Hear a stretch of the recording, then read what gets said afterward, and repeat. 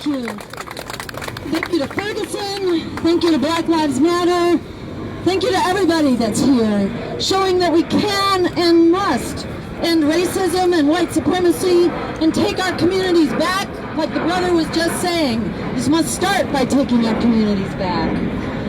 Thank you to Ferguson for waking up the nation, because we are here from all over the nation to say that we must stop this crisis of police violence, and that we have brought, you have brought, the eyes of the world to be riveted on the murder of Michael Brown, followed by an endless stream of murders of Eric Garner and Walter Scott and Freddie Gray and the Charlotte Massacre and Tamir Rice and Sandra Bland and so many more every 28 hours. And we know that those murders didn't just begin with Michael Brown. And in fact, racist police violence is nothing new. It's just the latest expression of a living legacy of the criminal institution of slavery on which this country was founded.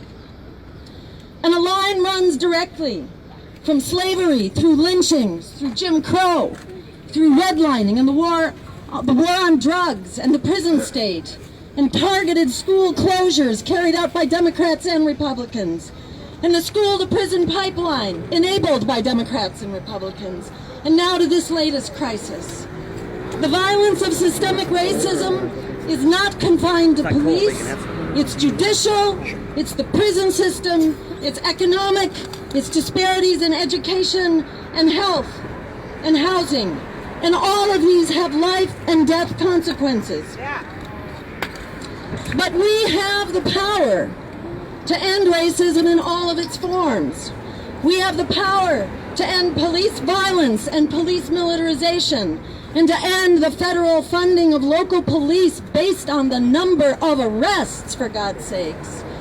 We have the power to end the war on drugs and treat this as a public health issue, not a criminal issue, because we know that marijuana is a substance which is dangerous because it is illegal. It's not illegal on account of inherent dangerousness. We can simply take it off of the Schedule 1 of the DEA list of drugs. Thank you. Simply use science and make it an unscheduled drug. It is less dangerous than the substances of nicotine and alcohol. Thank you. We have the power as well to free non-violent drug users who are overflowing our prisons. Let them go free and provide them the training, the job training, and the rehabilitation that's needed, and the substance abuse rehabilitation. And then we must end discrimination against former convicts in education, in jobs, and in housing. And the voting! We're coming to that.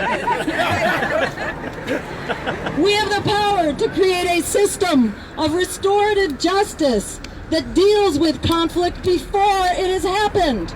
Because most of this is related to root causes of poverty, which can be obliterated in the stroke of a pen. That's right. We can do that now. Stroke of a pen.